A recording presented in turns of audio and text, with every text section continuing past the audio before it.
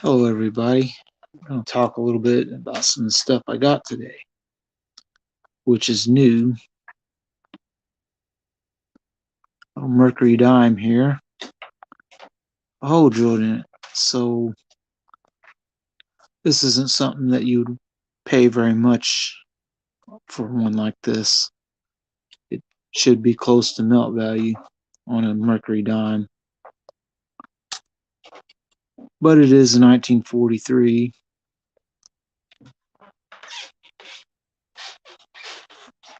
and I didn't pay very much for it. Let's go ahead and talk about the 34 quarter I bought. There were two of them, 1934s, but the other one had part of its rim gone, and it was a quarter less than this one. So again, we have these staples. We want these flattened for obvious reasons. If you put these in a coin box with a whole bunch of them, and they start getting tight when you're pulling the coin in and out, it could scrape the actual coin. Although this one's heavily worn, it's already got scrapes and stuff on it and a lot of wear, but it's not horribly bad considering it's like nearly 90 years old. They've been making Washington quarters for a long time. Now, this, it's a 1943, just like the one with the hole in it, actually. It's just better shape.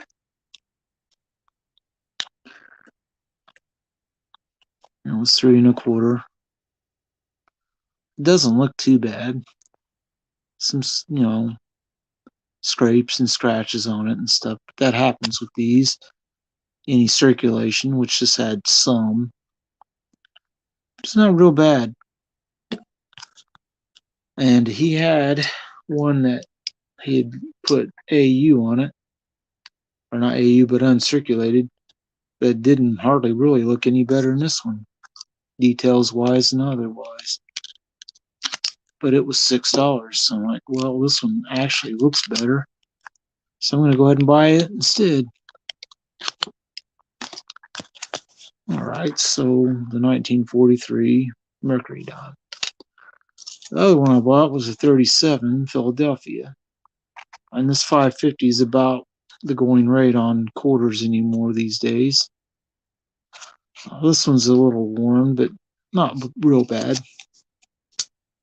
Again, we'll flatten some staples.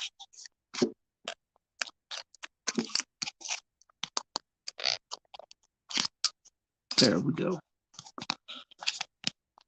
But it's just good circulated coin. All right, let's talk about the other thing I got, which is a ruby coin glass nappy dish with the little one handle on it. And the red's a real pleasing color, kind of a dark red. They call it ruby red, or just ruby sometimes. 1887 date on the coin. Nice looking dish. Now I have one of each color of these now, except for the emerald green. I don't have any emerald green. Now, this green is the olive green. It's a little darker. The other stuff's brighter. It's a bright green color. To me, it kind of looks like military OD green in color, but they call it emerald green. So these are the things I got today. And I did do a live stream earlier, actually two of them, one with a lotto game, and then the other one was with talking about cryptocurrency. But anyway, you can watch them. I want to say thanks to AG Stacker 1776, as he showed a video once showing some of his coin glass items, and I thought the stuff was really cool looking. I've been able to find quite a few pieces of it. As you can see, I've got two other ones here, the green one and then this amber one, which the amber does say 1887 on it too. This is called a toothpick holder, or at least that's what some people said. Now, the one thing about this, it was July 4th, I think, and somebody had a bag of these toy soldiers and said, take one and remember your soldier who's overseas. Well, I got another one, the same kind of thing, only this guy's a red plastic guy with a rocket launcher looking thing, bazooka even. It's a neat thing to think, because then you can kind of hold this and then think of somebody who's serving overseas. Now, I never served overseas, but I did serve at Fort Leonard Wood. Now, this challenge coin was well after I was there. They didn't have these when I was in. And basically, the garrison commander and command sergeant major's coin of excellence for soldiers, families, and civilians. And garrison commander is what they refer to as a full bird colonel. That's pretty close to what their symbol looks like. Command sergeant major has a little star in the middle with the wings or maple leaves, whatever the heck those are supposed to be, olive branches. I'm not sure, but he has that. Now, if it's just a diamond, that's a first sergeant. That's a company level guy who's the top sergeant in your company. If it doesn't have anything in the middle, it's a master sergeant, which I knew one guy who got promoted to master sergeant when I was in the military. Don't know, he had to go to a different company later because there really was no position for a master sergeant in our company. You know, they're just what they call E6, you know, staff sergeant. That's 2 stripes down, 3 up. But anyway, that's what I got today. And go ahead and everybody's busy, I guess. No one's joining in on this live stream, so unless someone shows up immediately, I'm probably not going to stick around too much longer. Now, I do want to give a shout out to Old Country Coin Collector, who I sent something to. He should get it probably Friday. And I already sent something to AG Stacker 1776. He should probably have it today, maybe even yesterday. And then we'll shout out to Frosty, because he does a lot of videos, mostly shorts, which is largely what I do too, mostly shorts. But every once in a while I'll do, well, not once in a while, usually I live stream every weekend a couple times. But anyway, if you're watching this in my channel for the first time, I'd like it if you'd like and subscribe. And then you can see the new videos when they come live on my station, or not station, but channel, showing this stuff, because that's kind of what I do with the live stream. I preview stuff that people will see. But anyway, what do you think about coin glass items? Would you buy some of this if you saw it?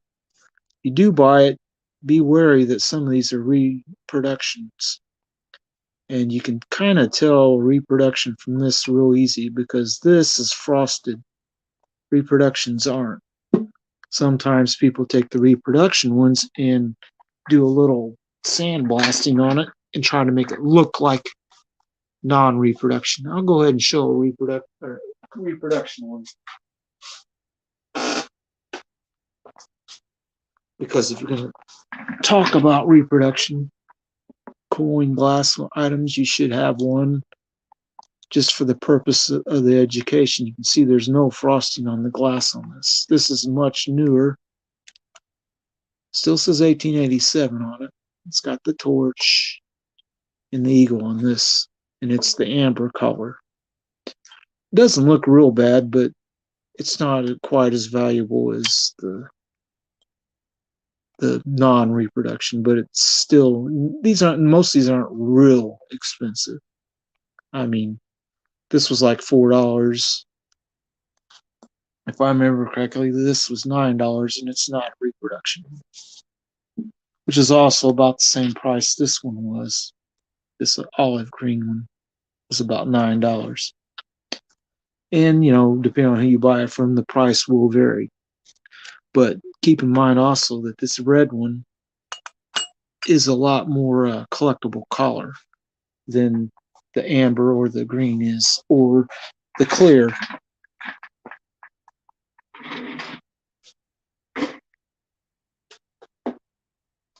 Because basically the red, the blue, and the emerald green are pretty collectible and usually cost a lot more than what the amber, clear, or olive green does.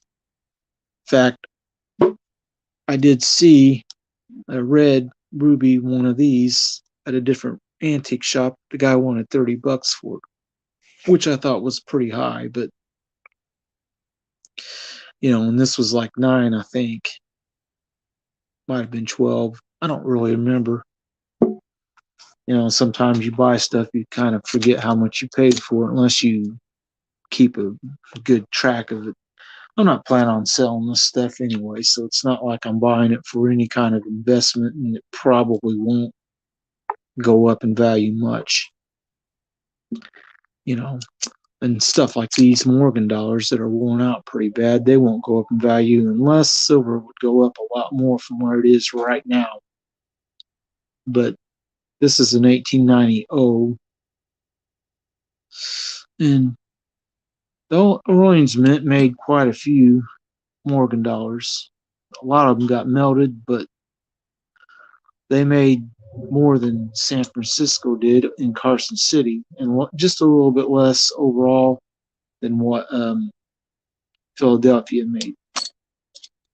Now, each year was different, but I'm talking about for the entire run of Morgan dollars, not including the 1921s. This is an 1884 Philadelphia, kind of worn. Somewhere in here is, I don't know if I got it out. Maybe I didn't get it out. Oh, there it is, the 1886 O. You don't know, this particular coin, almost none of them exist in mint state. So this is a mint state Morgan, 1890 or 1886 O. I have a little paper here where I wrote down all the real high value ones. The 1886 O in mint state, 65. It's about $150,000 coin. And some of these are very valuable when they're in high mint state, which mint state 65 is pretty hot. You see the 84S, 240. Carson City, 1889 is 300,000. The 1893S, that's the really big one. That's $725,000 for a mint state 65 one, which there ain't very many of them. I mean, they only made 100,000 that year, so there's not many of them, period, let alone in mint state. But anyway, I really like this ruby color. I'd like to have a couple more pieces. I'd like to have the ruby toothpick holder, but I don't want to pay $30. I mean, I went down there and the guy had a sale in his booth. I might buy it then, but not for $30. Anyway, I don't want to go much longer because I got things to do.